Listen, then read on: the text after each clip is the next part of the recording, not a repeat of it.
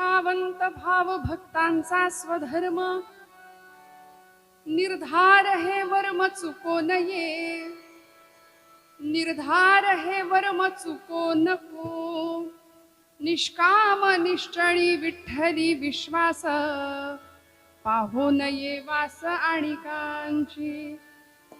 तुका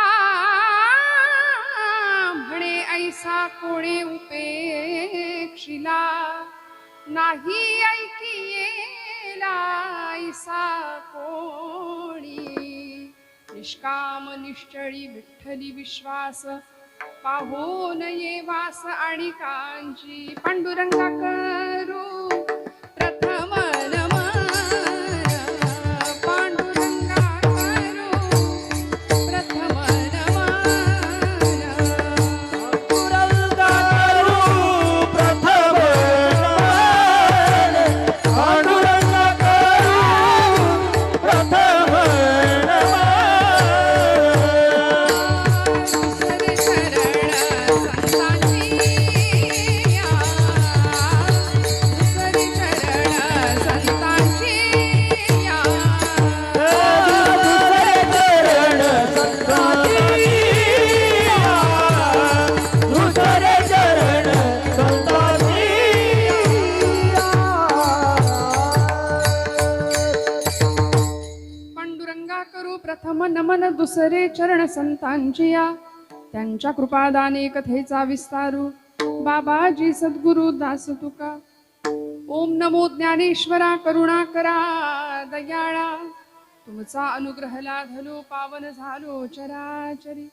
मस्तक हे पायावरी या वारकरी संतांच्या, ब्रह्मानंदं परमसुखदं केवलं ज्ञानमूर्तिं, द्वन्द्वातीतं गगनसदृशं तत्त्वमस्यादिलक्ष्यम्, एकं नित्यं विमलमचलं सर्वधी साक्षिभूतं, भावातीतं त्रिगुणरहितं सद्गुरुं तन्नमामि।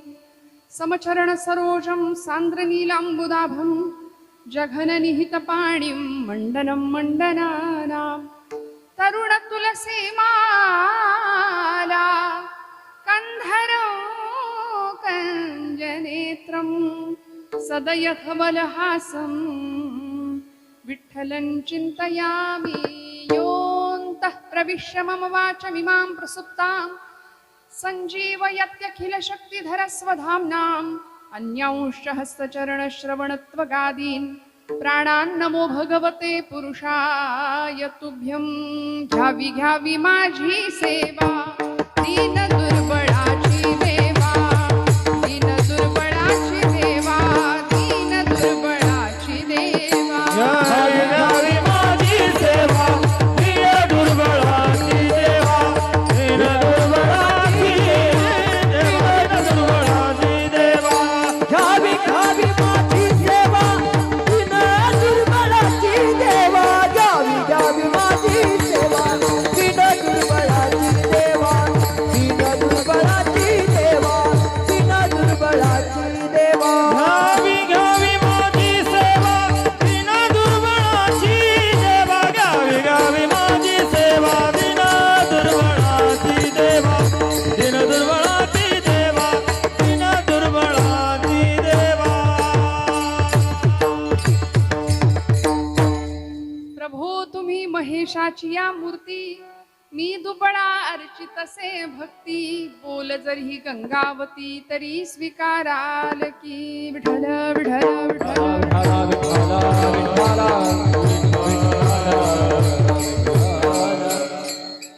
निष्ठावंत भाव भक्तांचा स्वधर्म, निर्धार हे वर्म चुको नये।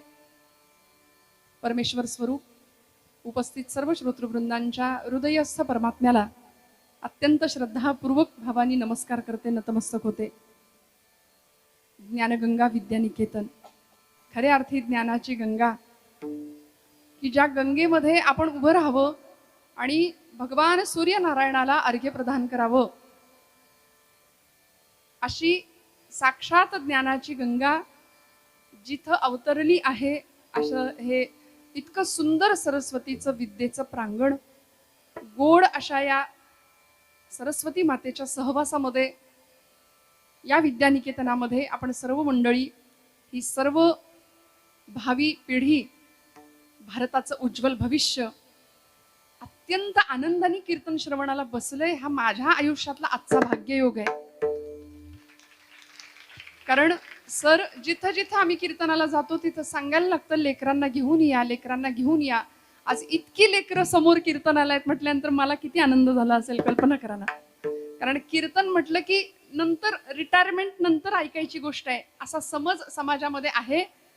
त्यामुळे आता या वयात कीर्तन ऐकायचं का म्हटलं, हो या वयातच यावं यात, मराठी भाषा आहे. या वयातच यावं यात. या वयात इथं आल्यानंतरच जीवनाची गोडी कळणारे, आयुष्याचं गमक कळणारे, संतांच्या तत्वज्ञानाने जीवनाचा उद्धार आणि उत्कर्ष झाल्याशिवाय राहणार नाही. अतिशय सुंदर आणि पवित्र अशा प्रसन्न वातावरणामध्ये, प्रांगणामध्ये आजची ही सकाळची कीर्तन सेवा मांची हिलच्या या अतिशय सुंदर अशा विद्यानिकेतन मध्ये आयोजित केली आहे. दर महिन्याला आपण या कीर्तन सेवेचा आणि या ज्ञानदानाचा आनंद घेत आहात. मी मनापासून स्वतःला भाग्यवान समजते. इतकी गोड गायन क्षेत्रातली, वादन क्षेत्रातली, महाराष्ट्रातली नामवंत गायक वादक मंडळी आज साथीसाठी उपस्थित आहे. नेहमीप्रमाणे आमच्या दादांची उत्तम अशी ध्वनी व्यवस्था आहे. काही सांगावं लागत नाहीये मंडळींना, इतकी गोड नादब्रह्म आहे. आज इथं सरांची कशी उपस्थिती मला कळलं नाही, पण निवासकर सर सुद्धा खूप छान वाटलं पेटी पाहिल्या. आणि हे काम तर बोलायचंच काम नाही. अतिशय सुंदर नादब्रह्माची गोड. म्हणजे काहींचा पखवाज वाचतो पण काहींचा बोलतो, तसं हे बोलणारं काम आहे. तुम्ही पाहताय फार वय नाहीये, तुमच्यासारखंच आहे, पण निर्जीव चांबड्यातनं सुद्धा उत्तम ध्वनी आपल्या सगळ्यांच्या हृदयाला हेलावून टाकेल असा गोड नाद. आणि महाराज मंडळींचा इतकी गोड चाल, इतकं गोड गायन, मनापासून सगळ्यांच्या चरणारविंदी कृतज्ञतापूर्वक वंदन करते. सर्व आमच्या टाळकरी, या सगळ्या मुलींसाठी टाळ्या वाजवा बरं सगळे. आमची आनंद साधना, बरोबर ना, अध्यात्म साधना, आनंद साधना, हा आनंद सागर, हा अशा अभ्यासिकेचं किंवा अध्यात्म विद्येचं अतिशय सुंदर पद्धतीने उद्घाटन आज परमादरणीय वारकरी संप्रदायाचे ज्येष्ठ कीर्तनकार समन्वयाचार्य हरिभक्तीपरायण उद्धव महाराज मंडलिक बाबांच्या हस्ते आज इतकं छान उद्घाटन झालं. आणि तोही उद्घाटन सोहळा संपन्न झाला. प्रत्येक लेकराच्या हातामध्ये ज्ञानेश्वरी आणि गाथा पाहिल्यानंतर ऊर अभिमानाने भरून आला. सर, मी नारदांच्या गादीवरनं अभिमानाने बोलू इच्छिते की भारतातल्याच नाही तर जगातल्या प्रत्येक शाळेच्या मुख्याध्यापकांनी, प्रत्येक शाळेच्या संस्थापकांनी इथं येऊन एकदा बघावं काय असते शाळा. मुलांची फक्त शैक्षणिक जडणघडण करता करता, अर्थार्जन प्राप्त करता करता अर्थपूर्ण जगणं राहून जातं. आणि ते अर्थपूर्ण कसं जगावं हे शिकवणारी ही शाळा आहे. मला खूप भाग्यवान, खूप आनंद वाटला आपल्या सगळ्यांचं दर्शन घेतलं. ही सगळी लेकरं पाहून परमादरणीय आज एवढ्या मोठ्या संस्थेचा डोलारा इवलेसे रोप लावियले द्वारी तयाचा वेलू गेला गगनावरी या न्यायाने अतिशय सुरुवातीपासून सुरू केलेली ही संस्था आज 1990 सालापासून एवढ्या मोठ्या वटवृक्षाच्या स्वरूपामध्ये आज विस्तीर्णपणे विस्तारलेली आहे. मी मनापासून परमादरणीय शाळीग्राम होडकर सरांचे आभार व्यक्त करते, त्यांना धन्यवाद देते की आपण माझ्या भाग्यामध्ये हा योग आणून दिला की आपल्या सगळ्यांचं दर्शन मला प्राप्त व्हावं. सगळ्यांना वंदन करते. आमच्या तुळशी घेतलेल्या आमच्या मावशी आहेत, विणेकरी, सगळे टाळकरी मंडळी, संप्रदायाची काही निष्ठावंत अधिकारी, माझ्यापेक्षा वय, ज्ञान आणि अनुभव या सर्व बाबतीमध्ये ज्येष्ठ असलेली मंडळी आहेत, सर्व शिक्षक वृंद, पालक वृंद आणि आमचा विद्यार्थी समुदाय, सगळ्यांच्या चरणारविंदी कृतज्ञतापूर्वक वंदन आणि सेवेला प्रारंभ. विठ्ठल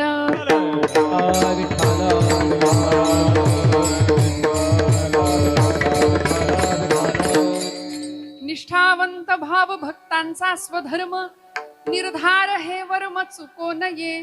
निष्काम निश्चळी विठ्ठली विश्वास पाहो नये वास आणि कांची. तुका म्हणे ऐसा कोणे उपेक्षिला नाही ऐकी येला ऐसा कोणी. निष्काम निश्चळी विठ्ठली विश्वास पाहो नये वास आणि कांची.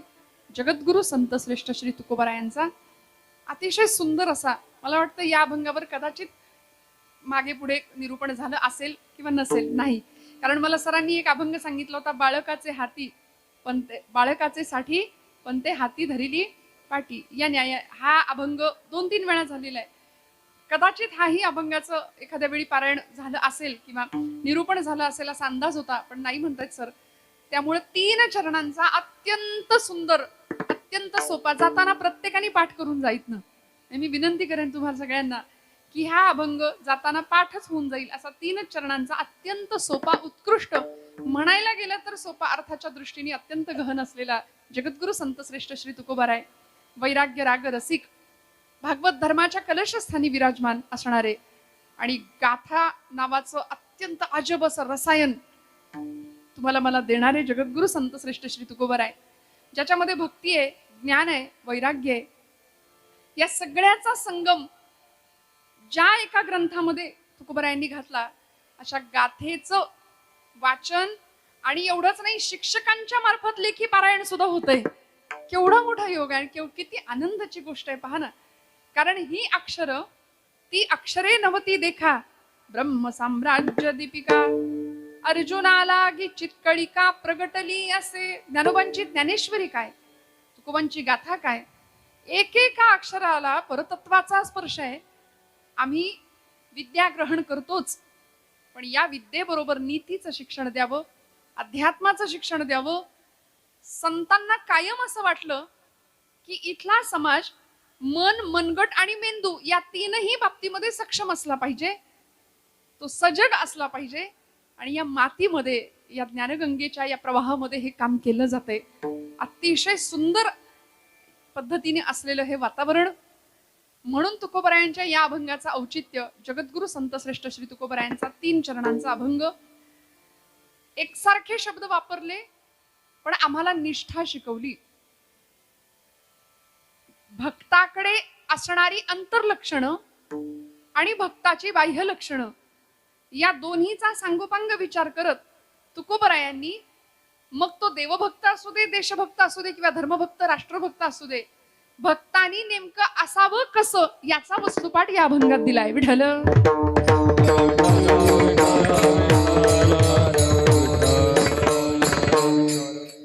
निष्ठावंत भाव भक्तांचा स्वधर्म निर्धार हे वर्म चुको नये.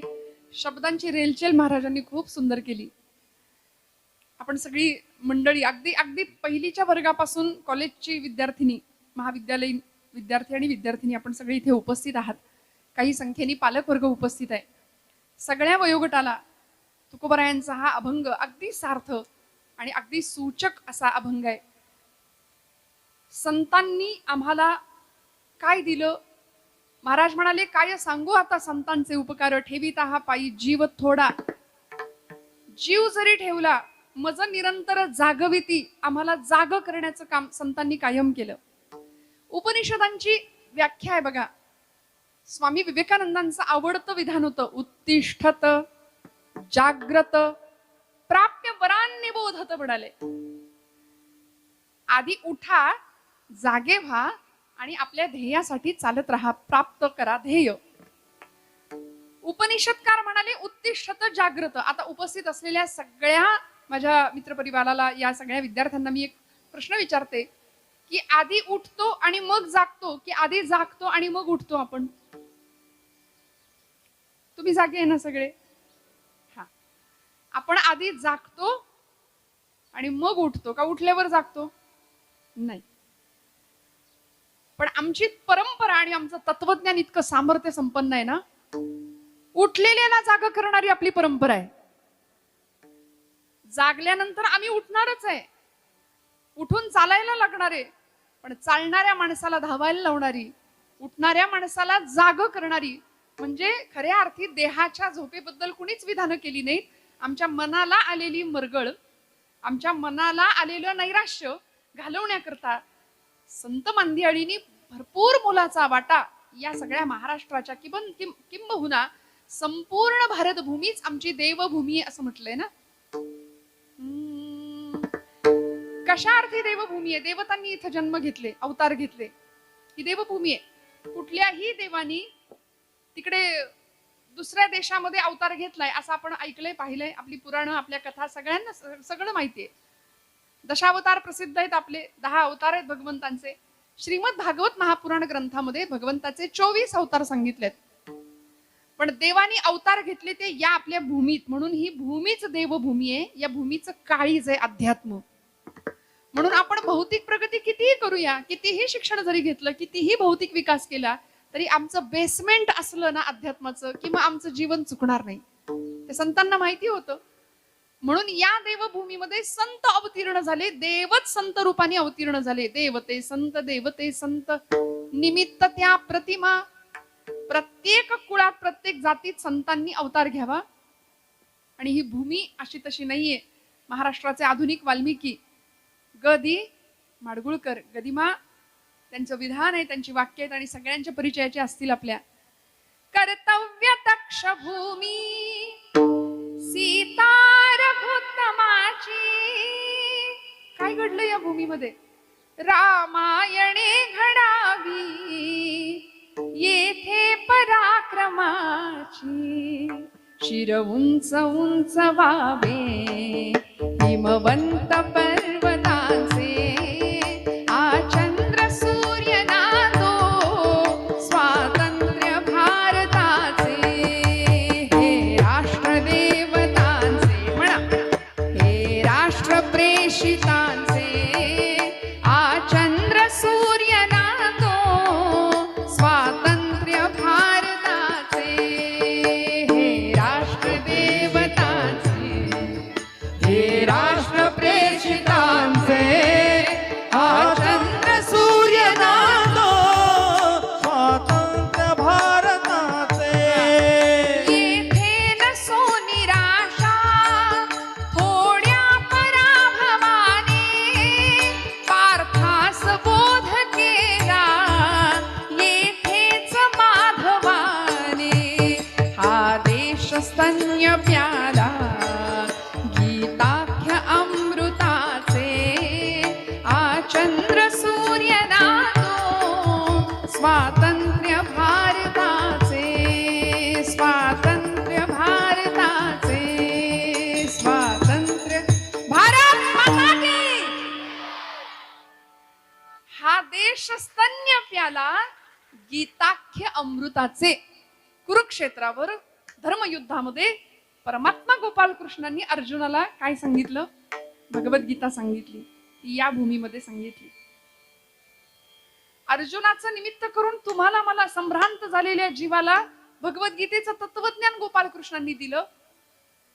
त्याच भगवद्गीतेवर भाष्य केलं प्राकृतामध्ये संत श्रेष्ठ कैवल्य साम्राज्य चक्रवर्ती ज्ञानोबराय. भावार्थ दीपिका असं त्याला नाव दिलं. अभंग गाथा तुकोबरायांची. समर्थ रामदास स्वामींचा मनोबोध आणि दासबोध. आत्माराम अमृतानुभव. चांगदेव 65 ज्ञानोबरायांची. नामदेव गाथा. नाथांचं अनेक प्रकारचं तत्वज्ञान संत श्रेष्ठ एकनाथ महाराजांचं. या सगळ्या वाङ्मयातनं आम्हाला अत्यंत सुंदर असं रोकडा व्यवहार आणि डोळस अध्यात्म संतांनी आम्हाला शिकवले. बरं, काय आहे अध्यात्म, काय आहे निष्ठा, काय आहे भगवत भक्ती? फक्त गळ्यामध्ये टाळ घ्यायचे आणि टाळ कुठं तासन तास बसायचं म्हणजे भक्ती गाव. संतांना ही भक्ती अपेक्षितच नाहीये. तासन तास मंदिरात देवा पुढं फक्त टाळ कुटत बसणं ही अपेक्षा नाही. म्हणून भागवताचा संदेश आहे, कर्मेव गुरुरीश्वरः. कर्मामध्ये ईश्वर पाहिला. माऊलींनी अशी ओंजळ भगवंताच्या चरणावर वाहिली. अगा सर्वात्मका ईश्वरा स्वकर्म कुसुमांची वीरा. पूजा केली होय अपारा तोषा लागी. स्वकर्म कुसुम, स्वतःच्या कर्माची फुलं भगवंताच्या चरणावर व्हायची आहेत. किती सुंदर विचार आहे बघा. आपण जे जे कर्म करू ना ते देवाच्या चरणावर व्हायचंय. आता असं म्हटलं की नाही, माणसं आपल्या सोयीप्रमाणे अर्थ घेतात. स्वामी समर्थ म्हणले भिवू नको मी तुझ्या पाठीशी आहे. आता चोरांनी चोरी करताना असा विचार करावा, काही हरकत नाही म्हणले घालूया आपण दरोडा. स्वामी म्हणले भिवू नको मी तुझ्या पाठीशी आहे. चालेल का असं? नाही. म्हणून शब्द वापरला ज्ञानोबरायांनी, सत्कर्मी रती वाढो भूता परस्परे पडो मैत्र जीवांचे. पण सत्कर्म हा शब्द संतांनी वारंवार वापरलाय आपल्या सगळ्या वाङ्मयामध्ये. आणि या कर्मा पाठीमागची आपली निष्ठा प्रत्येकाने तपासावी असं संतांना वाटलं. म्हणून दंडवत घालून तुमच्या माझ्या हिताचा, तुमच्या माझ्या कल्याणाची कामना संतांनी केली. बघा, आपण सगळी मंडळी आता इथं लहान लहान, अगदी लहान लेकरं आहेत. आपण शाळा कॉलेजचं उत्तम शिक्षण घेता आहात. मोरोपंत नावाचे एक पंडित साहित्य म्हणजे पंत साहित्यातले एक कवी होऊन गेले. ते म्हणाले, विद्येनेच मनुजा आले श्रेष्ठत्व या जगा माझी, न दिसे एकही वस्तू विद्येने या असाध्य आहे जी. विद्या नाम नरस्य रूपमधिकं प्रच्छन्न गुप्तं धनम, विद्या भोग करी यश सुख करी, विद्या गुरुणां गुरु. विद्या बंधुजनो विदेश गमने, विद्या परम दैवतम, विद्या राजसु पूजिता न तु धनम, विद्या विहीन पशु. माहितीये ना भर्तृहरींचा विद्येचं महत्व सांगणारा. शिकलात का आपण? कुणीतरी म्हणत होता आता सोबत. संस्कृत विषय आहे आपल्याला. हा, काय कोण आहे ही विद्या? तुमची माझी मैत्रीण, शेजारीण? नाही. विद्या नाम नरस्य रूपमधिकम, नराचं, पुरुषाचं, व्यक्तीचं खरं रूप आहे विद्या. त्यामुळे विद्वान सर्वत्र पूज्यते. सगळीकडे विद्वानाची पूजा होते. त्यामुळे अशी विद्या प्राप्त करणारी आपण सगळी मंडळी आहात. नाही ज्ञानेन सदृशम पवित्रम इह विद्यते. गोपालकृष्ण म्हणतात, विद्येशिवाय या जगाच्या पाठीवर दुसरी कुठलीच गोष्ट पवित्र नाहीये. आणि इतकं पवित्र काम या भूमीत चालतंय आज ज्ञानगंगा या विद्यानिकेतनामध्ये. दर महिन्याला आपण कीर्तन श्रवण करता आहात महाराष्ट्रातल्या नामवंत कीर्तनकारांची. विठ्ठल विठ्ठल विठ्ठल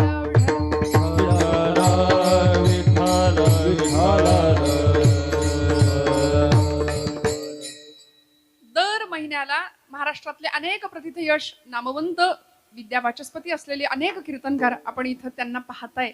श्रोते हो, खरंच भाग्य आहे आपलं. का माहितीये का? काय यांचा आधार घ्यायचा? काय या संतांच्या वाटेवर यायचं? काय या मुठींचा आधार घ्यायचा? कारण आपल्या मुठी लहान आहेत म्हणाले. एक लहान मुलगा होता, आई बरोबर शाळेत निघाला. बाजारात जात असताना किराणा मालाच्या दुकानामध्ये आईनं सगळं सामान त्या दुकानदाराकडून पिशवीत भरून घेतलं. आणि तो लहान मुलगा होता, अगदी दुसरी तिसरीतला. तो आई बरोबर, शाळा सुटल्याबरोबर आई बरोबर आता घरी निघाला होता.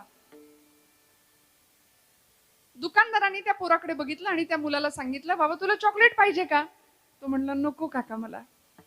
आता मी पाहिजे का विचारतोय आणि तो नको म्हणतोय म्हटल्यानंतर बाळ किती हुशार आहे. हा, मग ते काका त्याच्यावर खुश झाले आणि म्हणाले, अरे घे घे, तुझ्या हाताने घे, तुझ्या हाताने घे, तुझ्या हातात तुझ्या मुठीत मावतील तेवढी चॉकलेट घे तू. तिथं अशा बरण्या ठेवल्या होत्या समोर. तो मुलगा तुमच्यासारखा होता हुशार. तो म्हणला, नको मला काका चॉकलेट. डॉक्टर सांगतात चॉकलेट खायचं नाही. नको मला चॉकलेट नको म्हणाले.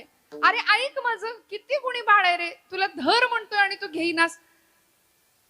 तो मुलगा हुशार होता. तो म्हणला, काका तुम्हाला द्यायचंच आहे ना चॉकलेट मला, एक काम करा ना, तुमच्या हाताने द्या, तुमच्या हाताने द्या.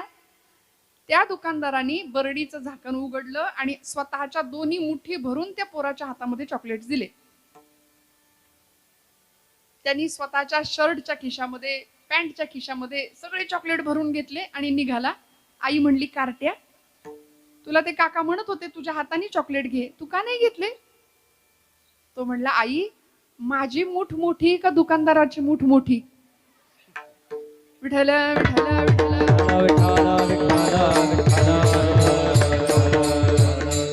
मला काय म्हणायचंय तुम्हाला कळलं. कुणाच्या मुठीतनं खाऊ जास्त मिळणार आहे की नाही? मोठ्यांची मूठ मोठी असते. आपण लहान मंडळी आहोत, मोठ्या मुठीचा आधार का घ्यावा लागेल? म्हणून मी भाग्य आहे आपल्या सगळ्यांचं असं का म्हटलं. शाळीग्राम सरांना, होडकर सरांना इतके धन्यवाद द्यावेत, इतके धन्यवाद द्यावेत की इतका विलक्षण आणि इतका अद्भुत उपक्रम आपल्या शाळेमध्ये ते राबवतायत. आज सगळ्या परंपरांची जननी असलेलं आणि सगळ्या परंपरांना सार्थ अभिमानाने आमच्या समोर मिरवणारं एक माध्यम आहे भक्तीचं, कीर्तन माध्यम. कलियुगाचं अत्यंत सुंदर असं साधन की जे आपल्याला आतही बघायला शिकवतं आणि बाहेरही बघायला शिकवतं. त्यामुळे सध्या आम्ही सगळे बहिर्केंद्री झालो ना, म्हणून आमच्या मुठी लहान आहेत, आम्हाला मोठ्यांच्या मुठीचा आधार घ्यावा लागेल. आम्हाला उत्तम खाऊ खायचंय. स्वातंत्र्यवीर विनायक दामोदर सावरकर म्हणले, जे जे उत्तम उदात्त उन्नत महन मधुर ते. मग हे सगळं जर आम्हाला स्वीकारायचं असेल तर संतांच्या मुठी लागतील, महापुरुषांच्या मुठी लागतील, आणि त्यांच्या मार्गाने जर आपण गेलो तर आम्ही आमच्या जीवनाच्या उत्तम ध्येयापर्यंत पोहोचल्याशिवाय राहणार नाही.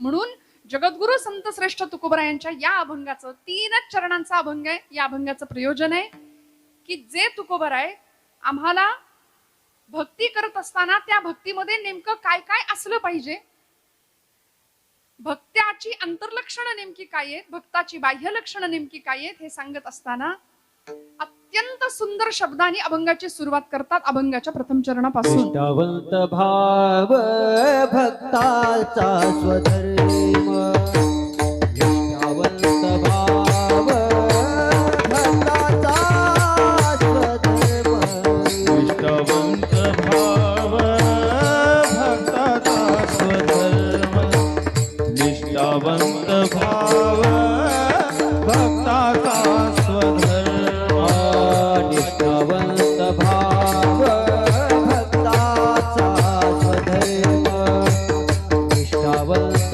भाव भक्ताचा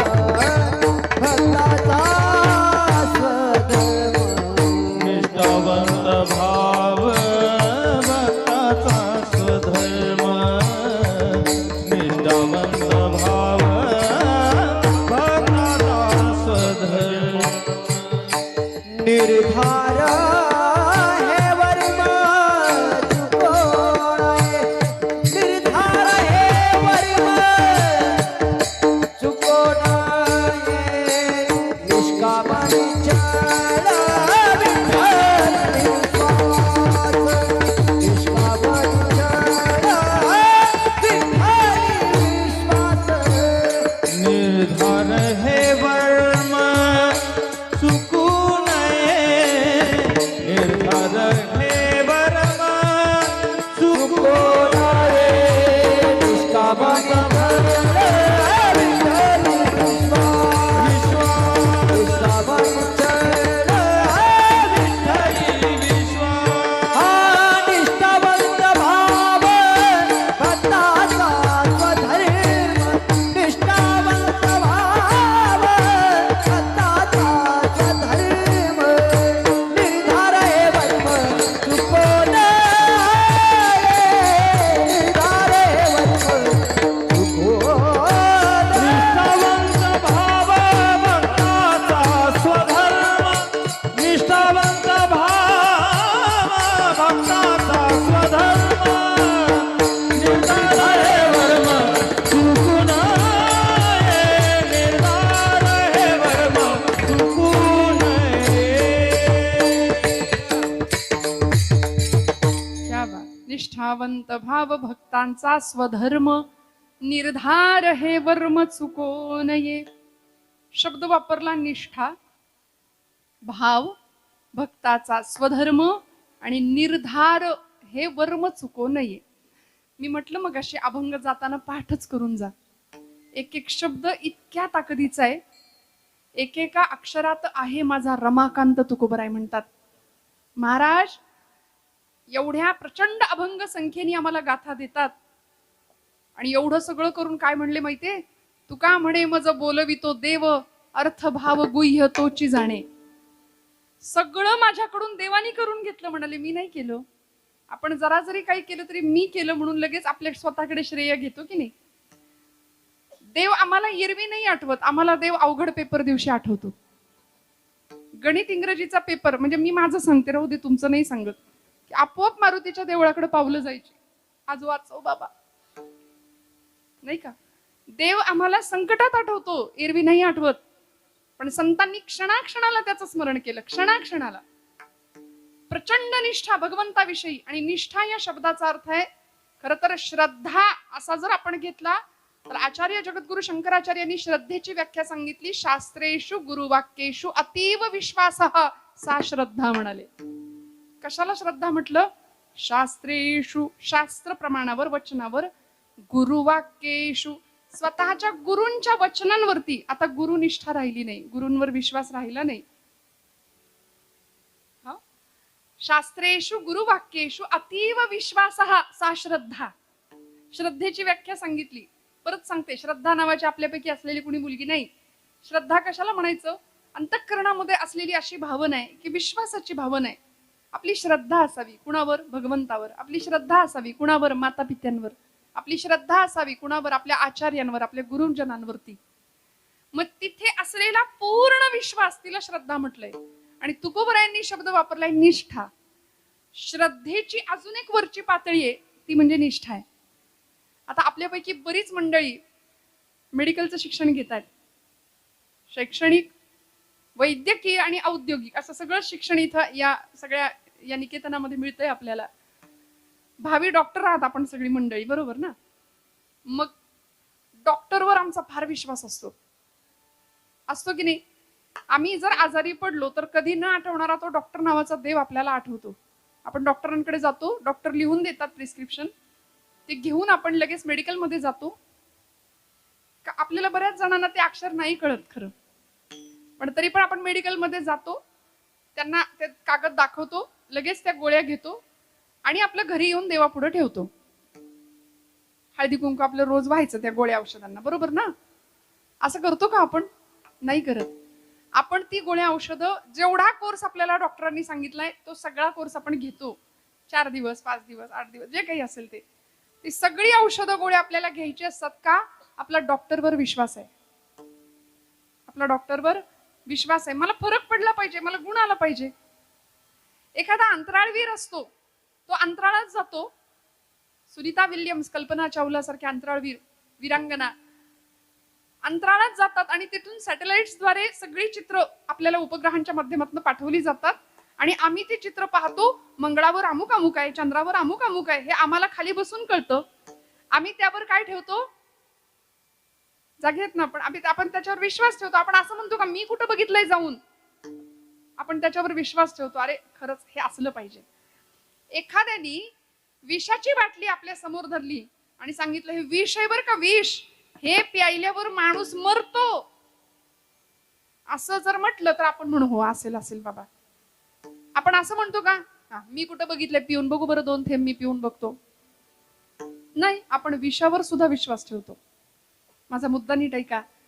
आपण डॉक्टरवर विश्वास ठेवतो, आपण एखाद्या शास्त्रज्ञावर विश्वास ठेवतो.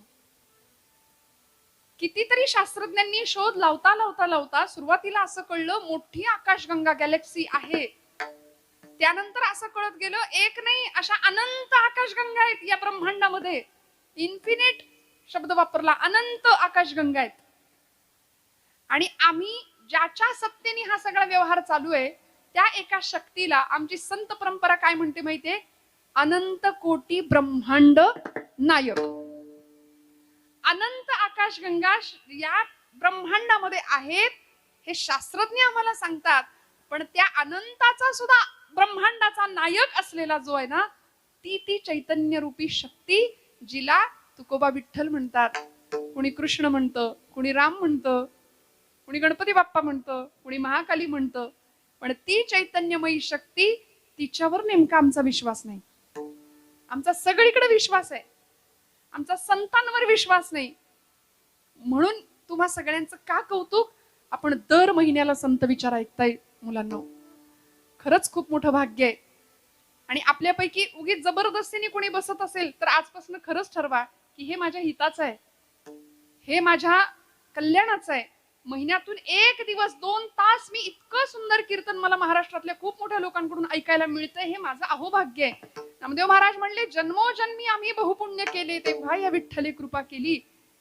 आज आमची पावलं आमच्या लेकरांची, म्हणजे शहरात तुम्ही आज ग्रामीण भागात असून सुद्धा शहरातल्या लोकांची, मुलांची पावलं इकडं सहजासहजी वळत नाहीत. असा समज असतो की ज्याला काहीच जमत नाही त्यांनी धोतर नेसावं. म्हणजे जे बॅकवर्ड आहेत ना, ज्याला काहीच कळत नाही, अडाणी असतात, त्यांनी ते धोतर नेसतात. पण सर मगाशी मला म्हणाली की इथे या शाळेमध्ये आता विद्यार्थ्यांच्या अंगावर धोतर आणि झब्बा कुर्ता दिसेल, डोक्याला टोपी दिसेल, कपाळाला गंध दिसेल. किती आनंद आहे. आम्ही भारत भूमीचे सुपुत्र आहोत, आम्ही देवभूमीत जन्माला आलो. धन्य भूमी पुण्य देश, जेथे वैष्णवांचा वास. किती भाग्यवान आहे. या भरतखंडामध्ये जन्म घ्यायला अनेक जन्मांची पुण्याई लागते आणि आम्ही पुण्यवान आहोत अशा माता पित्यांच्या अशा मातीमध्ये आपण जन्माला आलो की जी माती उत्सव प्रिय आहे, उत्साही आहे, संत विचारांनी सिंचित झालेली आहे.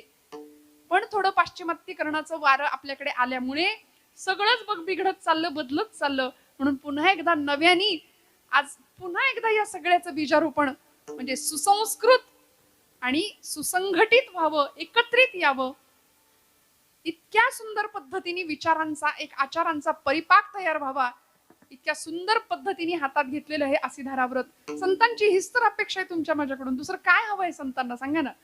बरं, दंडवत घालून कामना केली आणि आम्हाला सांगितलं खरा भक्त कसा असतो, त्या भक्ताची लक्षणं काय असतात. निष्ठावंत भाव. भक्ताकडे सगळ्यात पहिली असावी ती निष्ठा. कुठली निष्ठा, कसली निष्ठा. सध्या निष्ठा हा शब्द तुम्हाला सगळ्यांना माहितीये, मी काही नव्याने सांगत नाहीये. वापरून वापरून गुळगुळीत केलाय शब्द हा. पण तुकोबरायांनी ज्या वजनाने शब्द वापरला ना निष्ठा, त्याचा अर्थ खूप वेगळा आहे. आम्ही इतका शब्द वापरला, इतका वापरला, उठसूट हा शब्द आम्ही वापरू लागलो. देशनिष्ठा, पतिनिष्ठा, गुरुनिष्ठा, अजून धर्मनिष्ठा, आपल्या कामावरची निष्ठा, अजून सांगू का पक्षनिष्ठा.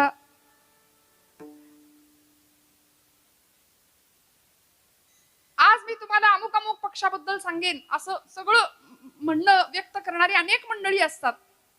या पक्षासारखा पक्ष पण तुमचा कितवा पक्ष असं म्हणावं लागतं, असं विचारावं लागतं पक्षनिष्ठेविषयी बोलणाऱ्या माणसालाच. निष्ठा शब्द वापरून गुळगुळीत केला. पण तुकोबरायांची निष्ठा काय होती माहितीये. वाटेल ते झालं तरी चालेल. देह जावो अथवा राहो, पांडुरंगी दृढ भावो, पांडुरंगी दृढ भावो, पांडुरंगी दृढ भावो. देह जावो अथवा राहो, पांडुरंगी दृढ भाव, पांडुरंगी दृढ भाव, पांडुरंगी दृढ भाव.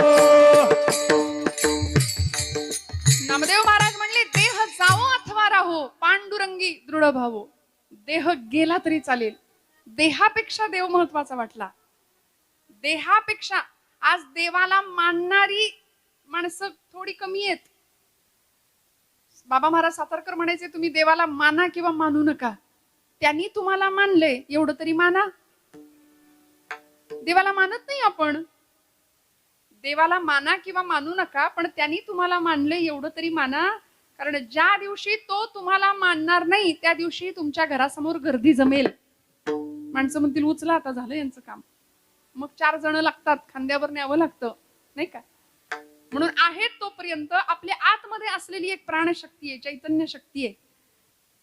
तिला डॉक्टरी भाषेमध्ये जठराग्नी म्हटलंय. आणि भगवान गोपाल कृष्ण काय म्हणतात माहितीये का. अहम वैश्वानरो भूत्वाम प्राणिनां देहमाश्रिताः. जेवायला बसलात की पहिली अन्नाची आहुती जाते कुठं, त्या अग्नीला. आतमध्ये अग्नी आहे की नाही सांगा डॉक्टर मंडळी, आहे की नाही अग्नी आतमध्ये. मग आतमध्ये अग्नी आहे, तो प्रज्वलित आहे, तो पेटलेला आहे, म्हणून आपल्याला भूक लागते. आणि आपल्याकडे परंपरेने एक श्लोक म्हणायला शिकवलाय. भोजन करताना आपल्याकडे श्लोक म्हणायची पद्धत आहे. तुम्ही म्हणता का सगळे. कुठला म्हणता. वदनी कवळ घेता. हा हा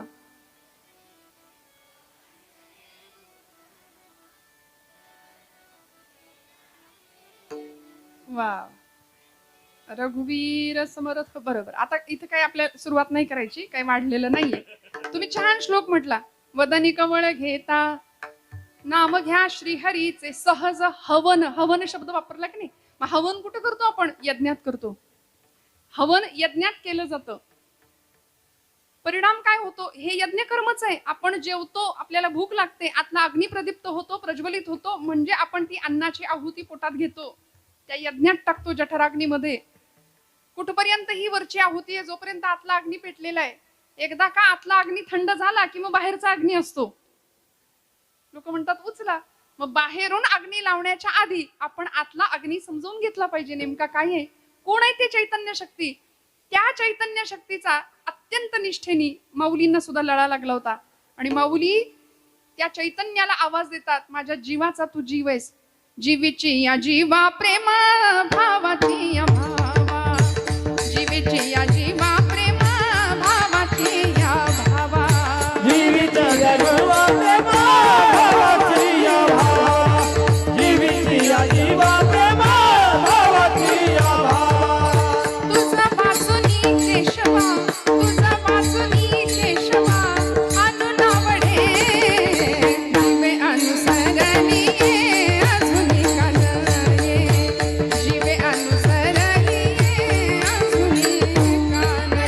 तुझं वाचनी केशवा, तुझं वाचनी केशवा, अनुनावले जीवे अनुसरणे अजून काळे, जीवे अनुसरणे अजून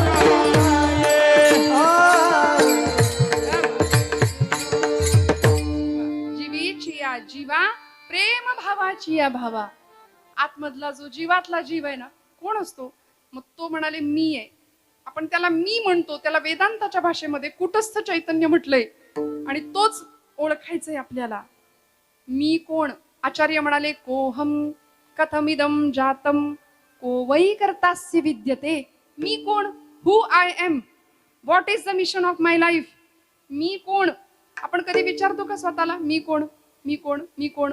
विचारा बरं, सारखे प्रश्न विचारायचे. मी कोण? तुम्ही म्हणाल ताई काही पण काय सांगताय, मी कोण, माझं नाव अमुक अमुक अमुक, झालं मी कोणचं उत्तर. नाही, परत विचारायचं मी कोण. मग काय उत्तर मिळेल? मी अमक्या अमक्याची मुलगी, अमक्या अमक्याचा मुलगा. अजून एकदा विचारायचं मी कोण. मग मी या गावचा. परत एकदा विचारायचं मी कोण. महाराष्ट्र राज्य आहे माझं. मी कोण? मी भारताचा नागरिक आहे. मी कोण? असं करता करता करता आपल्याला काय उत्तर मिळेल माहितीये का? अहम ब्रह्मास्मी. मी ब्रह्म आहे, मी तो आहे, मी भगवंताचा अंश आहे, मी त्याचंच एक रूप आहे. म्हणून माणसाचा भगवंताकडे जाणारा एक प्रवास झाला पाहिजे. तुम्हाला एक गोष्ट सांगते, परवा गणपती उत्सव आता आपल्याकडे पार पडला. गणपतीची एक छान मूर्ती एक शिल्पकार घडवत होता. दगडातनं मूर्ती घडवण्याचं काम चालू होतं आणि ओबड धोबड असे टोकेरी पडलेले तिथं दगड होते आणि तो मूर्तिकार त्या दगडातनं मूर्ती घडवत होता गणपती बाप्पाची. अतिशय सुंदर मूर्ती घडवली. पण ती मूर्ती पाहिली आणि माझ्या मनात एक प्रश्न आला. मी आपलं त्यांना विचारून टाकलं, म्हटलं काका एवढी सुंदर माझ्या गणपती बाप्पाची मूर्ती त्या इतक्या ओबड धोबड दगडातनं तुम्ही केलीच कशी? माझा आपला वेड्यासारखा प्रश्न होता. पण ते म्हणले तुमच्या भाषेत सांगू का? म्हटलं सांगा. ते म्हणाले त्या दगडामध्ये आधीच मूर्ती होती, त्या दगडामध्ये आधीच गणपती बाप्पाची मूर्ती होती. फक्त त्या मूर्तीला नको असलेला भाग मी छिन्नी आणि हातोड्याच्या साह्याने काढून टाकला. आतमध्ये मूर्ती आपोआप तयार झाली. मग मला कळलं, अरे छिन्नी हातोड्याचा घाव करी दगडाचा देव, खाई दैवाचे तडाखे त्याचं माणूस आहे नाव. आमचा देवत्वाकडचा जर प्रवास व्हायचा असेल, आमच्या निष्ठा जर पक्क्या व्हायच्या असतील ना, तर आम्हाला सुद्धा अनेक प्रकारचं सगळं घाव सोसावे लागतील. त्या दगडाला तो मूर्तिकार ठोकतोय, घासतोय, तासतोय, कोरतोय आणि शेवटी तीच हत्यारं त्याच मूर्ती समोर ठेवून प्रार्थना करतो, त्वम ब्रह्मास्त्वम रुद्रस्त्वम अग्निस्त्वम. मग तो दगड नाही राहत, तो देव बनतो. तसे आमची निष्ठा पक्की असेल ना, तर आमचाही प्रवास मनुष्यत्वाकडून देवत्वाकडे झाल्याशिवाय राहत नाही. तुकोबरायांची निष्ठा इतकी पक्की होती, वाटेल ते झालं तरी चालेल, तुटो हे शरीर, फुटो हे मस्तक, नामाचा गजर सोडू नये महाराज म्हणतात. समाजाने दिलेला सगळा छळ हसत हसत सहन केला या मंडळींनी. का हो? निष्ठा पक्क्या होत्या. निष्ठावंत भाव भक्तांचा स्वधर्म, निर्धार हे वर्म चुको नये. अनेक प्रकारचे भाव शास्त्रकारांनी सांगितलेत. दास्य भाव आहे, सख्य भाव आहे, शांत भाव आहे, वात्सल्य भाव आहे आणि माधुर्य नावाचा एक भाव आहे. मग या सगळ्या भावांवर आरूढ असलेला जो खरा भक्त असतो ना, त्याची निष्ठा किती पक्की असावी. त्रिभुवन भागवतकार म्हणाले, वाटेल ते झालं तरी चालेल, आकाश कोसळलं तरी त्या आकाशावर, त्या कोसळलेल्या ढिगावर मी उभा राहीन, असे महापुरुष म्हणत होते. मग ते लोकमान्य टिळक असू दे, स्वातंत्र्यवीर सावरकर असू दे, भगतसिंग, राजगुरू, सुखदेव, अनंत कान्हेरे, हे सगळे भगवद्गीता हातात घेऊन फासावर गेले. वंदे मातरम हा महामंत्र होता त्यांचा. निष्ठा पक्क्या होत्या. वाटेल ते झालं तरी चालेल, देह गेला तरी चालेल, पण तरी सुद्धा आम्ही आमचा मार्ग नाही सोडणार. निर्धार हे वर्म चुको नये. आणि मग हे सगळं असताना भक्ताकडे अजून कुठल्या गुणांचा उहापोह किंवा समावेश असला पाहिजे? तुकोबाराय अभंगाच्या दुसऱ्या चरणात सांगतात, निष्काम निश्चळ विठ्ठल विश्वास, निष्काम निश्चळ विठ्ठल विश्वास, निष्काम निश्चळ विठ्ठल विश्वास, निष्काम निश्चळ विठ्ठल विश्वास, निष्काम निश्चळ विठ्ठल विश्वास, निष्काम निश्चळ विठ्ठल विश्वास, निष्काम निश्चळ विठ्ठल विश्वास, निष्काम निश्चळ विठ्ठल विश्वास. पाहून येवास आणि कांची, पाहून येवास आणि कांची, आणि कांची निष्काम निश्चळ विठ्ठली विश्वास, निष्काम निश्चळ विठ्ठली विश्वास. पाहून येवास आणि कांची, पाहून येवास आणि कांची, निष्काम निश्चळ विठ्ठली विश्वास, निष्काम निश्चळ विठ्ठली विश्वास, विठ्ठली विश्वास, विठ्ठली विश्वास. निष्काम निश्चळी विठ्ठली विश्वास, पाहो नये वास आणि कांची. एकदा एका मार्गावरनं चालायचं ठरवलं ना, तर आमच्याकडे निष्कामता असली पाहिजे. आम्ही सध्या सगळं काम सकाम वृत्तीने करतो ना, मला काय मिळेल हा प्रश्न असतो प्रत्येक वेळी. हे केलं तर मला काय मिळेल, ते केलं तर मला काय मिळेल. पण संतांची आणि भक्तांची खरी भक्ती ही निष्काम होती, सकाम नाही. निश्चळ मनाची अवस्था न ढळणारी. चंचलम ही मन कृष्ण प्रमाथी बलवत दृढम. अशा मनाला उपमा दिल्यात अर्जुनानी. हे मन अत्यंत चंचल आहे देवा. बघा ना, तुम्ही सगळे कीर्तनात आहे, पण खरंच कीर्तनात आहात का? आहात का? तुम्ही देहाने कीर्तनात बसलाय, मन आहे का? खरं सांगा. इथं सगळीकडे फिरतय, सगळीकडे फिरतय. भूक लागलीये, सगळीकडे मन आमचं फिरत असतं. बर, लहानपणापासून आम्ही इतकं काय काय ठरवतो, याव करीन, त्याव करीन, असं करीन, तसं करीन. पण बोलाची कडी आणि बोलाचा भात राहतो की नाही आपला. नुसतंच बोलतो आपण, करत काहीच नाही. पण या पाठीमागे अवस्था कशी असली पाहिजे? दृढ मन, निश्चळ मन, निष्काम अवस्था आणि भगवंतावर नितांत विश्वास, गुरूंवर नितांत विश्वास, माता पित्यांवर नितांत विश्वास. या संत मांदियाळीचा, महापुरुषांचा तसा विश्वास होता. म्हणून तर एक एक महापुरुष घडले. श्रोते हो, योद्धा संन्यासी असं ज्यांचं वर्णन केलं जातं, असे ज्यांनी शिकागो धर्म परिषद गाजवली आणि विश्वबंधुत्वाचा संदेश सबंध जगभर पसरवला, असे स्वामी विवेकानंद. 5 वर्षाचे होते, लहान होते, पण काय अवस्था होती बघा ना, काय संस्कार होते. वयाच्या 5व्या वर्षी आपल्या बाळाचा वाढदिवस, म्हणजे नरेंद्र लहान, त्यांचं लहानपणीचं नाव. वाढदिवसा दिवशी सगळा मित्र परिवार जमला होता आणि एकमेकांमध्ये चर्चा सुरू झाल्या. ए, तू कोण होणार रे मोठेपणी? तू मोठेपणी कोण होणार? आपण काय सांगता, उत्तर देता? माझे वडील डॉक्टर आहेत, मी डॉक्टर होणार. माझे वडील इंजिनियर आहेत, मी इंजिनियर होणार. मी अमुक होणार, मी तमुक होणार. असे सगळे जण उत्तर देत होते. आणि या पठ्ठ्याने उत्तर दिलं, मी घोडा चालवणारा टांगेवाला होणार आहे. नरेंद्राने उत्तर काय दिलं? मी घोडा चालवणारा टांगेवाला होणार आहे. सगळे हसले. वडील याचे वकील विश्वनाथ बाबू दत्त, कलकत्ता हायकोर्टाचे सुप्रसिद्ध वकील, आणि यांचा पोरगा टांगेवाला होणार. सगळे हसले. पण वडील आपल्यासारखे होते बरं का. म्हणजे काही वडील असे असतात, त्याला कानफटात लावली असती लगेच की तुझा बाप वकील आणि तू टांगेवाला होणार. पण वडिलांनी त्यामागचं कारण समजून घेतलं, कारण तो इंग्रजांचा काळ होता. वडील इंग्रजांचा सूटबूट घालत होते आणि कोर्टात जायचे. तो काही नरेंद्राला पटत नव्हता, आवडत नव्हता. ज्या घोड्याच्या गाडीत बसून जायचे, आता तुम्ही उत्तरेकडे जर गेलात ना, तर ती घोडागाडी, तिला बग्गी असं नाव आहे. आणि तो बग्गी हाकणारा एक असतो ना, त्याला कोचमन असं नाव आहे, तो टांगेवाला. लाल बुंद त्याचा तो पोशाख असतो, पेहराव असतो. हातामध्ये असा लगाम, हातात चाबूक. घोड्यावर मारला की घोडा भरधाव वेगाने पुढे जायचा. आणि पुढे बसणारा तो कोचमन तुलनेने यजमान जो असतो ना पाहुणा, तो मागे बसतो त्या बग्गीमध्ये. आपण कधी पाहिली तर पहा, बग्गीचा रचनाच अशी आहे, टांगेवाला तो घोडा हाकणारा माणूस असा उंचावर असतो. त्याला ते आवडायचं. नरेंद्रांनी पटकन उत्तर दिलं की मी घोडा चालवणारा टांगेवाला होणार आहे.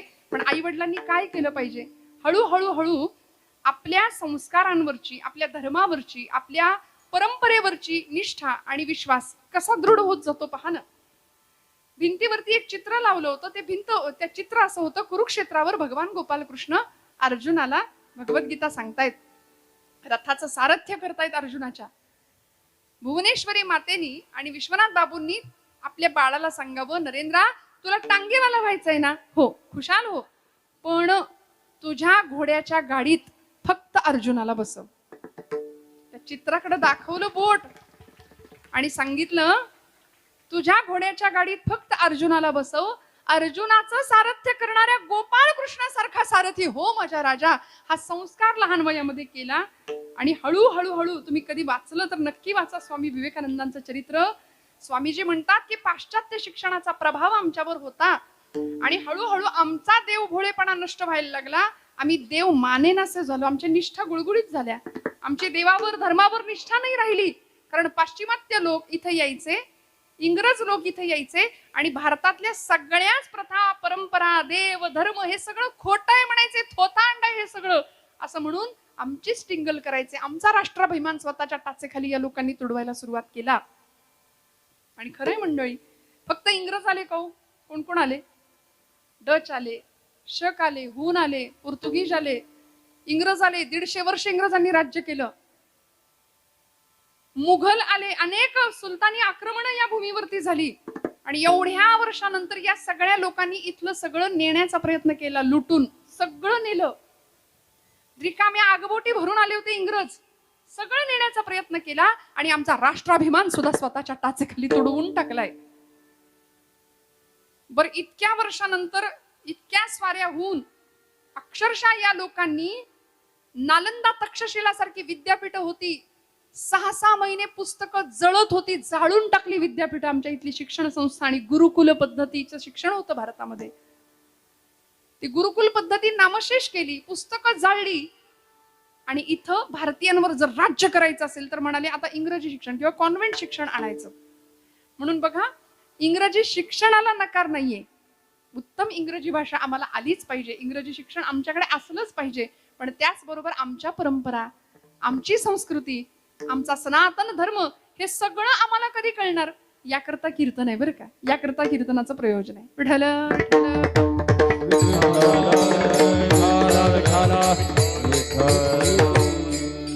गंमत सांगू का तुम्हाला? बघा, मी सांगितलं एवढ्या वर्षात हजारो स्वाऱ्या झाल्या, हजारो आक्रमणं झाली. अनेकांनी आमच्यावर सत्ता स्थापन करण्याचा प्रयत्न केला, सगळं जिंकून नेण्याचा प्रयत्न केला, पण नाही जिंकता आलं, नाही जिंकता आलं. सगळं नेलं असेल, पण खरं सांगू, भारतीय भूमीतली कुटुंब व्यवस्था आणि भारतीय भूमीचा संस्कार त्यांना नाही नेता आला, नाही नेता आला. मग एवढ्या वर्षानंतर सुद्धा आम्ही काय म्हणतो, जो जीता वही. बघा पटकन आलं की नाही तुमच्या तोंडात नाव, जो जीता वही सिकंदर. एवढ्या वर्षानंतर आम्ही त्यांचेच पोवाडे गातोय. मी असं काही म्हणायला सांगितलं होतं तुम्हाला सिकंदर म्हणा वगैरे, पण आमच्या रक्तात इतकं ते नाव भिनून गेलंय ना की आम्ही पटकन बोलून जातो, जो जीता वही सिकंदर. आजपासून म्हणी बदला, जो जीते वही छत्रपती शिवाजी महाराज, जो जीते वही छत्रपती संभाजी महाराज, जो जीता वही महाराणा प्रताप, जो जीते वही राजा विक्रमादित्य, जो जीते वही पृथ्वीराज चौहान, जो जीते वही झाशी की राणी. कितीतरी नावं आपल्याला घेता येतात.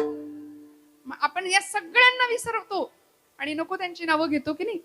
या लोकांचा उद्दिष्टच हे होतं. लॉर्ड मेकॉले नावाचा शिक्षण तज्ञ होता, त्यांनी आपली शिक्षण व्यवस्था बदलली, आपला अभ्यासक्रम बदलला आणि इथे सगळे त्यांचे सिद्धांत येऊन आमच्या अभ्यासक्रमात समाविष्ट झाले. मी अभ्यास करू नका असं म्हणत नाही. तुम्ही म्हणाल ताई आता आमच्या पुस्तकात जे आहे ते आम्ही वाचायचं नाही का? जरूर वाचा, मार्क उत्तम मिळवा, माझं काही म्हणणं नाही. पण खरं सांगू, डार्विनचा उत्क्रांतीवादाचा एक सिद्धांत आहे. काय सांगतो आपल्याला? माणसाची उत्क्रांती कशी झाली? द्या ना उत्तर मोठ्याने. माणूस कसा तयार झाला? माकडापासून. हा, माकडासारखं आम्ही वागतो कधी कधी, पण आम्ही माकडापासून झालोय असं वाटतंय तुम्हाला?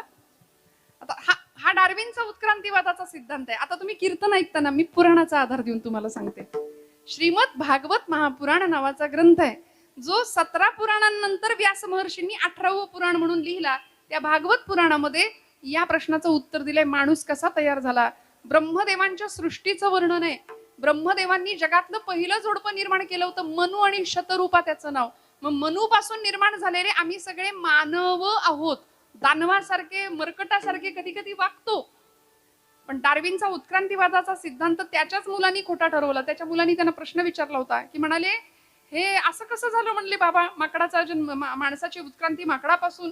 मग असं जर असेल तर आता जी माकडं दिसत आहेत त्यांचं काय करायचं? आता जी सगळी माकडं दिसत आहेत त्याचं काय करायचं? हा त्यांच्याच मुलांनी त्याला विचारलेला प्रश्न आहे. त्यामुळे मनूपासून आम्ही सगळे मानव निर्माण झालो आणि इथे 2 वंश झाले, चंद्रवंश एक आणि सूर्यवंश एक. एक होता चंद्रवंश, एक होता सूर्यवंश. चंद्रवंशामध्ये प्रभू गोपाल कृष्ण जन्माला आले, सूर्यवंशामध्ये प्रभू रामचंद्रांचा जन्म आहे. चंद्रवंशामध्ये गोपाल कृष्ण परमात्मा आहे, यदुकुल असं म्हटलं जातं. म्हणून देवाचं आडनाव काय आहे? यादव. पण म्हणले ते यादव गाईला चारा घालत होते. कळलं का? जागेपणी ऐका बरं का. गोपाल कृष्ण यादव हे गोपालन करत होते, गो संवर्धन करत होते, गायीवर प्रेम करत होते, गायीला चारा खायला घालत होते. नंतरच्या यादवांनी गायीचाच चारा खाल्ला. पण मग हे सगळं असताना यदुकुलातले गोपाल कृष्ण आणि इकडे सूर्यवंशामध्ये प्रभू राम, मर्यादा पुरुषोत्तम प्रभू रामचंद्र भगवान. या सूर्यवंशामध्ये पुढच्या काळामध्ये वेरूळच्या कृष्णेश्वराच्या कृपाशीर्वादाने भोसले घराण्यामध्ये मालोजीराजे भोसले जन्माला आले. त्यांच्या पोटी जन्म झाला शहाजीराजे भोसल्यांचा. इकडे चंद्रवंशामध्ये लखुजीराजे जाधव, सिंदखेड राजाचं एक घराणं होतं जाधवांचं, म्हणजे यादवांचेच जाधव झाले. त्या जाधवांच्या घराण्यामध्ये लखुजीराजे जाधवांची एक मुलगी होती, जिजाऊ. ज्या महाराष्ट्राच्या राजमाता, राष्ट्रमाता जिजाऊ साहेब आणि छत्रपती शहाजीराजे भोसले यांचा विवाह होतो. चंद्रवंश सूर्यवंश एकत्र येतात आणि या भूमीला एक शककर्ता राजा, स्वराज्य निर्माता छत्रपती शिवाजी महाराज मिळून जातात. हे या भूमीचं सार्थक आहे, हे या भूमीचं वैभव आहे. म्हणून आमचे वारसदार राम आहे, आमचे पूर्वज राम, कृष्ण, छत्रपती शिवाजी आणि छत्रपती संभाजी माकडं नाहीत. एवढं डोक्यात पक्क ठेवा बरं का. त्यांचे आम्ही वंशज आहोत, त्यांचे आम्ही वारसदार आहोत. मग तुकोबरायांना आम्हाला हेच सांगायचंय, या सगळ्या मंडळींनी जे एक गोष्ट आम्हाला करायला शिकवली ती आम्हाला निष्ठेने करावी लागेल, अत्यंत विश्वासाने करावी लागेल. धर्माचे पालन, धर्माचे पालन, धर्माचे पालन, धर्माचे पालन.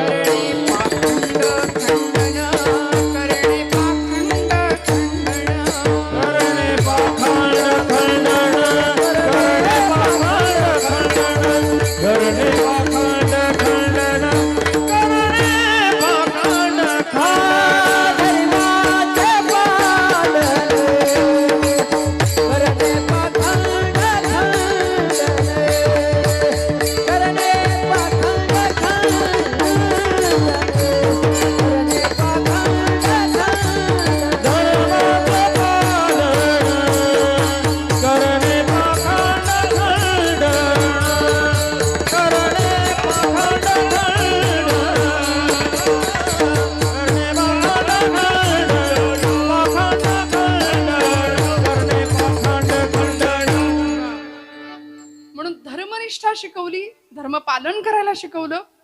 भगवंतांचं कार्य आहे, विनाशाय च दुष्कृताम, दुष्टांचा नाश व्हावा, धर्माची पुनर्संस्थापना व्हावी आणि समाजामध्ये नीतीचं दर्शन सगळ्यांना व्हावं. यासाठी आमचा प्रयत्न असला पाहिजे. मी स्वामीजींचं उदाहरण सांगत होते मगाशी. ज्या स्वामीजींनी अगदी लहान वयामध्ये, विवेकानंदांनी पाश्चात्य शिक्षणाचा प्रभाव ज्यांच्यावर पडला आणि ते म्हणायला लागले, चरित्रात सांगतात की आम्ही नास्तिक बनायला निघालो, आम्ही देवाला मानायला तयार नाही. मग भेटेल त्याला विचारायचं, देवाला पाहिलंय का, देवाला पाहिलंय का. कुणी बैरागी, संन्यासी, साधू, सत्पुरुष एखादा दिसला की त्याला विचारायचं, तुम्ही देव पाहिलाय का, तुम्ही देव पाहिलाय का. कुठेच उत्तर मिळत नव्हतं. आणि पहिल्यांदा आयुष्यात या प्रश्नाचं उत्तर देणारी व्यक्ती समोर भेटली गुरु स्वरूपामध्ये. कोण हो? रामकृष्ण परमहंस.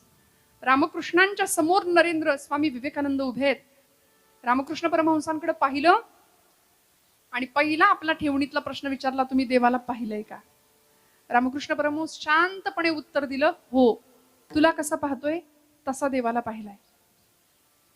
मग हुरळून नाही गेले, मला दाखवाल का? लगेच दुसरा प्रश्न तयार होता. म्हणाले, मला दाखवाल? मला दाखवाल? रामकृष्ण परमहंस म्हणाले, हो, मला जसा पाहतोयस ना तसा तुला देवाला दाखवेन.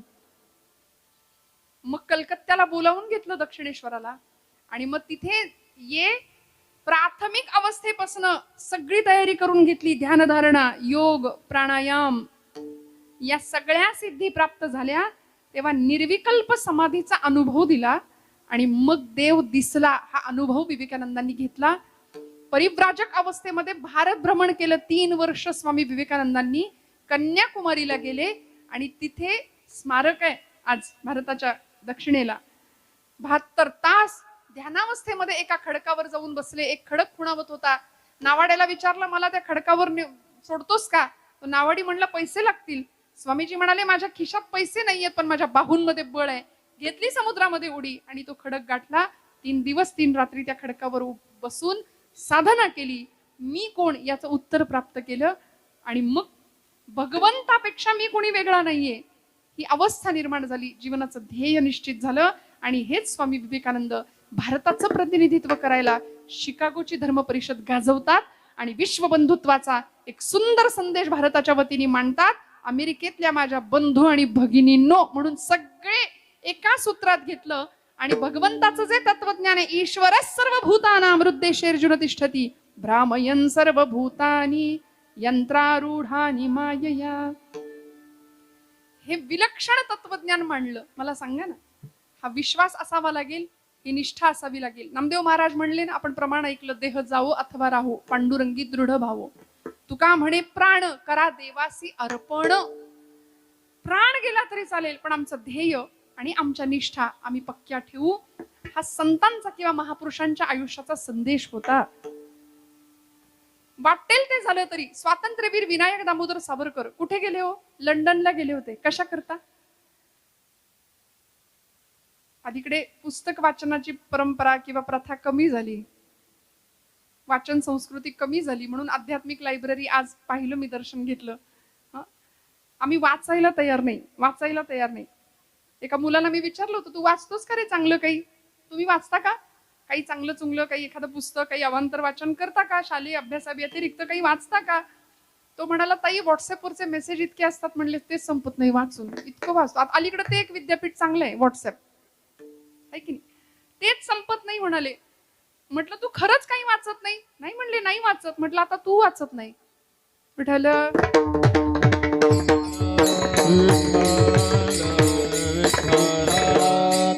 वाचाल तर वाचाल, म्हण आहे की नाही? चांगलं वाचलं पाहिजे.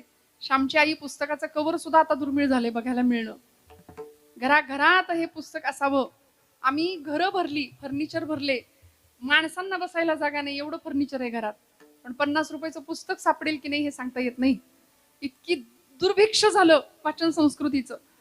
मग त्या श्यामच्या आईनी काय संस्कार केले होते? साने गुरुजी काय सुंदर आठवण सांगतात. तो आंघोळ करून ज्यावेळी श्याम बाहेर येतो मोरीतनं, बाथरूम मधून ज्यावेळी तो बाहेर येतो त्यावेळी आईला सांगतो, आई तुझा पदर खाली पसर, माझ्या पायाला घाण लागेल, माझ्या पायाला माती लागेल.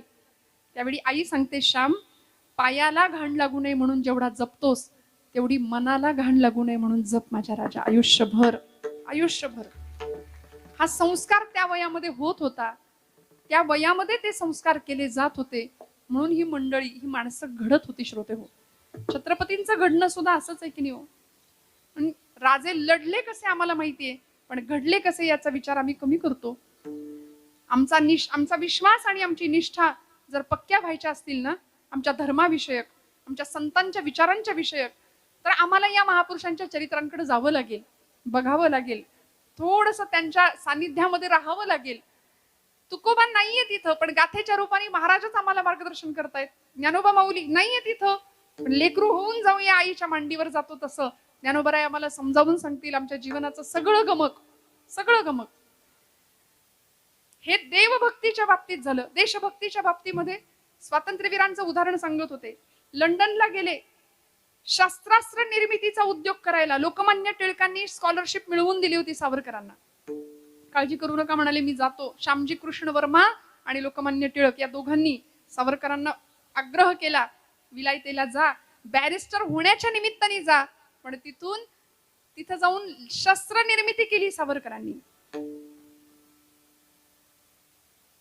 बोटींच्या माध्यमातून बंदुकी आणि बॉम्ब, पिस्तूल आणि बॉम्ब पाठवलं भारतामध्ये.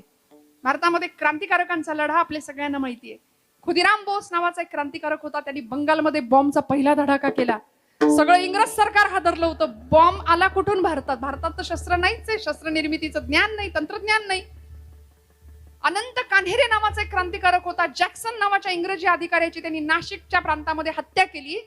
आपण सगळं हे वाचता ऐकता इतिहासामध्ये आहे ना की नाही? आहे ना आपल्याला अभ्यासक्रमात. मग अनंत कान्हेरे नावाच्या एका 20 वर्षीय तरुणाकडे पिस्तूल येतं कुठून, हा सगळ्या भारतभूमीला प्रश्न पडतो. आणि इंग्रज सरकार हादरून जातं की भारतात पिस्तूल आलं कसं. मग खटला चालवला जातो, शोध घेतले जातात आणि सावरकरांना पकडून आणलं जातं त्या जहाजामधनं घालून भारतामध्ये. आणि जहाजातनं भारतात येत असताना त्या जहाजातून सावरकरांनी मध्य समुद्रामध्ये टाकलेली उडी ही जगप्रसिद्ध आहे, जगविख्यात आहे. काही निष्ठा होती हो. मी मरेन, मी संपेन हे कळत नव्हतं का त्यांना? कशासाठी गेले होते? बॅरिस्टर व्हायला गेले होते. स्वतःचा संसार सुखाने करता आला असता, पण या लोकांनी स्वतःच्या संसाराची चुलबुळकी फोडली आणि राष्ट्राचा प्रपंच केलाय. सावरकरांनी मध्य समुद्रामध्ये उडी घेतली.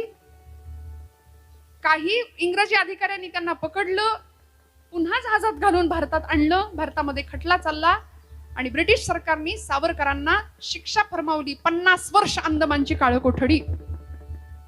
अंदमानच्या तुरुंगामध्ये 50 वर्ष राहायचं.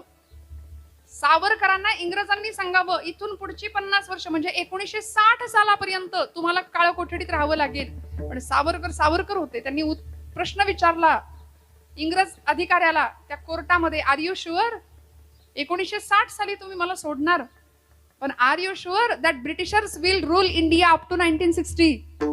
1960 सालापर्यंत तुम्ही आमच्या देशावर राज्य कराल याची खात्री आहे का तुम्हाला? याला म्हणायचं देशनिष्ठा. काय निष्ठा होत्या? प्राण सर्वस्व अर्पण करण्याची तयारी होती सावरकरांची. त्या ब्रायटनच्या समुद्र किनाऱ्यावरती पांढरी सहा द्या, पांढरी सहा.